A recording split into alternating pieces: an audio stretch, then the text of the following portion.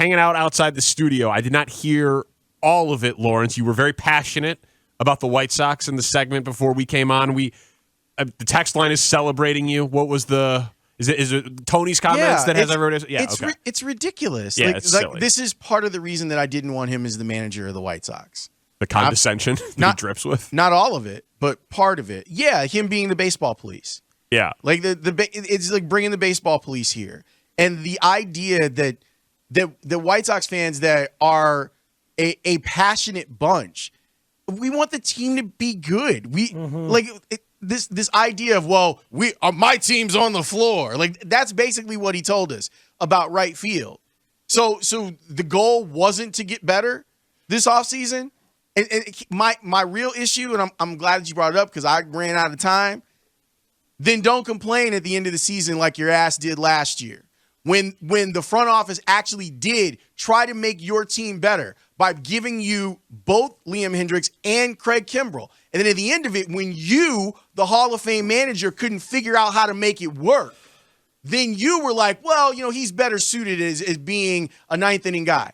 Guess who had some say over that? Yeah, Guess for sure. who could have actually done something about that? You, Mr. Hall of Fame baseball manager. Right now, White Sox fans feel pretty damn insulted when they see moves happen like this joke of a move today, which feels like it just feels so familiar to so many like scrap heap crabs this weak-ass pro scouting department has done in recent off seasons. And let's go get the guy with the first-round pedigree, and maybe we can squeeze something out of him. Hey, here's a 25-year-old post-hype sleeper who his original team doesn't even want anymore. That's great. Let's go give that guy a shot. Maybe we can get something out of him. How are you going to do that? With your coaching advancements and your high-end technique that clearly gets the most out of everybody? No, you don't have any of that in place. You're just wishing and a hoping. Joe Girardi said he's a great change of scenery candidate, and that's the only thing the White Sox will bring to it. Here you go. Here's a new place. Try the same exact crap you've been trying, and let's see if it works better here. It's so weak and adds to a really ugly offseason. Again.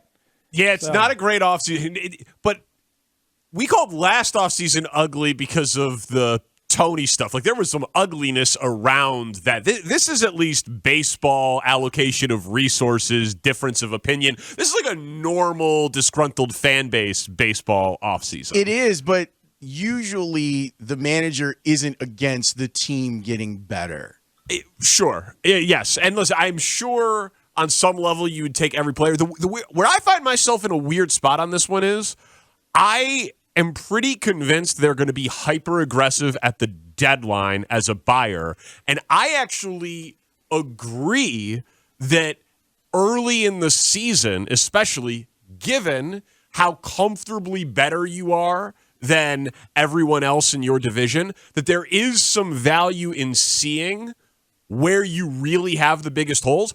I thought they were adding a starting pitcher. They should have. But it's funny, though. The issue, as I understand it, and I'm not as involved in White Sox Twitter as everyone else. Stay out of White Sox business. Right. But it's been conflated to right field because there were a bunch of big position players that were there that you could just spend the money on. And I get it. But, I look at the rotation and I see bigger questions in the rotation than I do in right field. Danny. And so all I'm saying is it seems to, when he says, I think we're good in right field, I can actually kind of understand where they're coming from. They're not good in right field, which has been a problem forever. And that's for a different conversation. Yeah. But there's four things. Backup catcher, starting pitcher, second base, and right field. And they've been the things for 6 months. Yeah. And I could have addressed them. And even with some of the, I think that Patrick Williams and Michael Kopech are very similar in that people are like, we don't know that this guy is good, but we think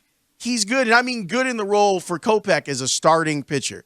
You have no data on him as a starting pitcher. And to drop him into the middle of a rotation because of the traits and say, no, we're good. We got that covered.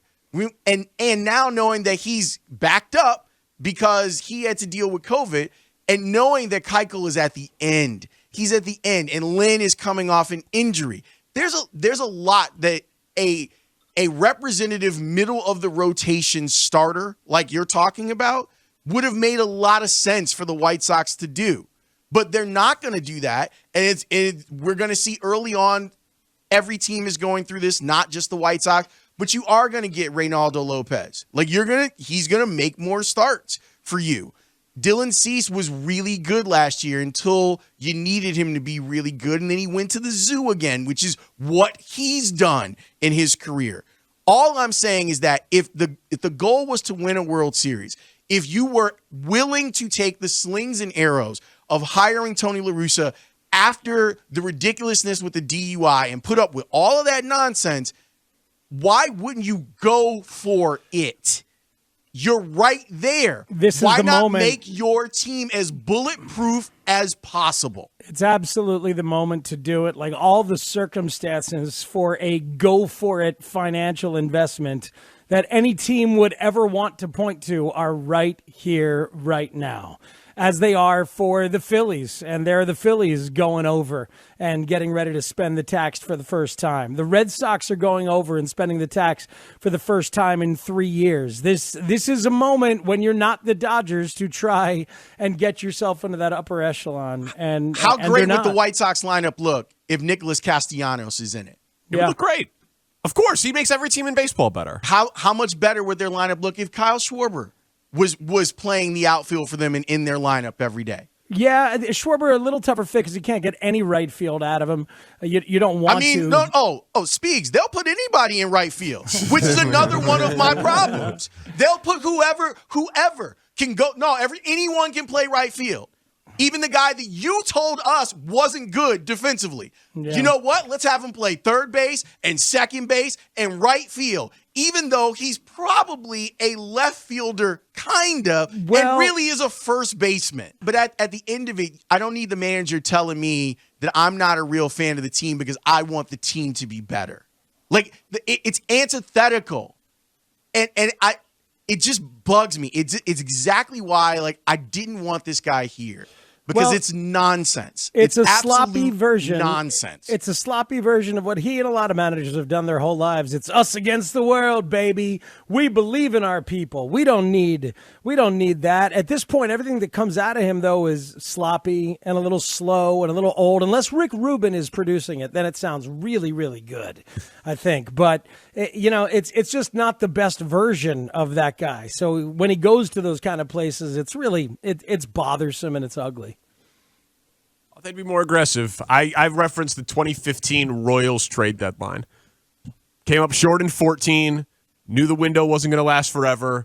Zobrist and Cueto. They went all in.